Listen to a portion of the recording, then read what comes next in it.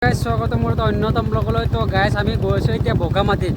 তো বগামাটিখন আমাৰ কেনেকুৱা, তো বলকচোন আমি আমাৰ বগামাটিখন ভিজিট কৰোঁ। পোনপ্ৰথমে আমাৰ বগামাটিত সোমাওঁতে যিটো ৰাস্তা পায়, তো ৰাস্তাটো চাব পাৰে আপোনালোকে, কি এটা সুন্দৰ বল।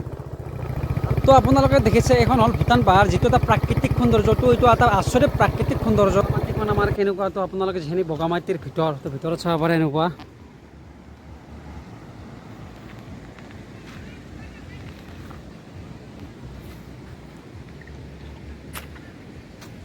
বগামাটিত মানে কেতিয়া মানুহ আহে, তো আপোনাৰ 1 জানুৱাৰীৰ পৰা আপোনাৰ ডিচেম্বৰৰ মাহৰ পৰা তো পূৰা জানুৱাৰীৰ একদম শেষলৈকে তো পূৰা মানুহ ইয়াত মানে কি অগণন মানুহ ইয়াত মানে পিকনিক খাব আহে।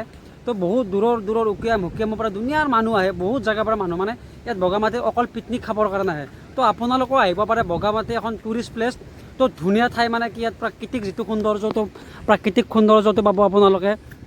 তাৰ পৰা যিটো পিকনিক খোৱা মজাটো, সেই মজাটো পাব। ইয়াত দোকান পোহাৰ সকলোৰে এভেইলেবল চব আছে। তো আপোনালোকে আহক, বগামাটিখন ভিজিট কৰক।